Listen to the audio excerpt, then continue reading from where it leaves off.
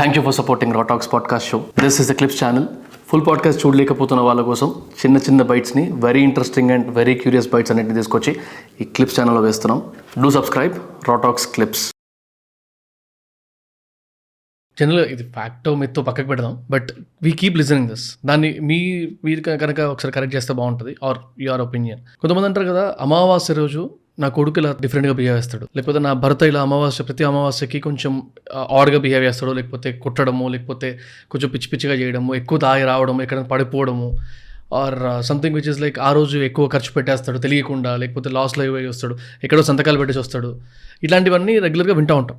First of all, అమావాస్యకి behavioural changes అవ్వడము అనేది how do you look at it? నిజంగా అవుతాయా అసలు? What you feel? So this a very surprising thing మాకు కూడా అండి. ఎందుకంటే చాలామంది పేషెంట్స్ ఈ విషయాన్ని చెప్తూ ఉంటారు. ఓకే. అయితే what we believe is probably వాళ్ళ బ్రెయిన్ అది ఎక్కడో వినుంటుంది. అట్లా విన్నప్పుడు ఏం చేస్తుంది అని అంటే, బ్రెయిన్ ఆ టైంలో కొద్దిగా పేషెంట్ బిహేవియర్స్ని ఎక్కువగా గమనించడము, లేదా చిన్న చిన్న బిహేవియర్స్ని కూడా హైలైట్ చేసి చెప్తున్నారేమో, రిలేట్ చేసుకుంటున్నారు అని అనుకునేవాళ్ళము. కానీ now if you look into the literature, 2018లో ట్రాన్స్లేషనల్ సైకాట్రీ అనే ఒక జర్నల్లో థామస్ ఏ వేర్ అనే ఒక ఆథర్ తన స్టడీని డిస్క్రైబ్ చేశారు. సో ఈ స్టడీ ఆల్మోస్ట్ ఒక లాంగ్ డ్యూరేషన్ ఆఫ్ 17-18 years అన్నది వాళ్ళు చేయడం జరిగింది.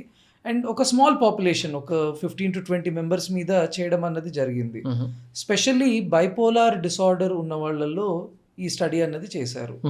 క్లియర్గా ఆ స్టడీ చెప్తున్నది ఏమిటి అని అంటే, మూన్ నుండి వచ్చే లైట్ చేంజెస్ బట్టి మనిషి యొక్క స్లీప్లో చేంజెస్ జరుగుతాయి అని క్లియర్గా చెప్పడం జరిగింది. సో ఒక ఫుల్ మూన్ డే రోజు, ఒక నో మూన్ డే రోజు ఖచ్చితంగా there is an difference in the light, and దానివల్ల స్లీప్ యొక్క క్వాలిటీ అండ్ క్వాంటిటీలో డిఫరెన్స్ అన్నది గమనించారు. రైట్. సో ఈ బైపోలార్ డిసార్డర్లో ఏంటి అని అంటే, బై అనగా 2, సో 2 పోల్స్ యాక్టివ్గా ఉంటాయి. అందులో ఒక పోల్ ఏమో దుఃఖంగా, బాధగా, ఎన్ని కోల్పోయినట్టు ఉండడం, దాన్నే మనం డిప్రెషన్ అంటాం.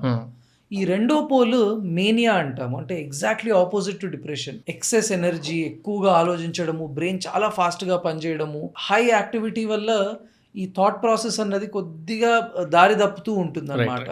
సో ఆ రకమైన హైలో ఉన్నప్పుడు దాన్ని మేనియా అని అంటాము. సో బైపోలార్లో ఈ రెండిటికి స్విచెస్ అన్నది జరుగుతూ ఉంటాయి. కొన్నిసార్లు హైలో ఉంటారు, కొన్నిసార్లు లోలో ఉంటారు. అయితే ఈ రకంగా స్లీప్ డిస్టర్బెన్స్ జరిగినప్పుడు డిప్రెషన్లో ఉన్నవాళ్ళు మేనియాలోకి వెళ్ళడము, మేనియాలోకి ఉన్నవాళ్ళు డిప్రెషన్లోకి వెళ్ళడము అనేది ఈ పర్టిక్యులర్ ఆథర్ అన్నది గమనించారు. సో మనము పాత పుస్తకాల్లో కూడా చూస్తే స్కిజోఫ్రీనియా అనే వ్యాధిని ఇంతకుముందు లునాటిక్ అనేవాళ్ళు, ఆ లూనార్ ఇన్ఫ్లుయెన్స్ వల్ల వస్తున్నది అని. సరే, ఇప్పుడు ఆ పేర్లన్నీ మార్చేసిన రీసెంట్ స్టడీస్ అయితే ఖచ్చితంగా moon influences the human behaviour అని చాలా కూడా చెప్తున్నాయి. ఇది సైకాట్రిస్టులు కూడా కొందరు యాక్సెప్ట్ చేయరు, కొందరు మాత్రము ఎస్ ఈ రీసెర్చ్ ఇస్ ట్రూ అని యాక్సెప్ట్ చేసే వాళ్ళు ఉంటారు. కొట్టి పడేసేది లేదు, కరెక్ట్, ఏదో ఉంది. Yes. Thank you for watching the clip. Full podcast చూడాలనుకుంటే కింద డిస్క్రిప్షన్లో లింక్ ఉంది, గో వాచ్ ఇట్.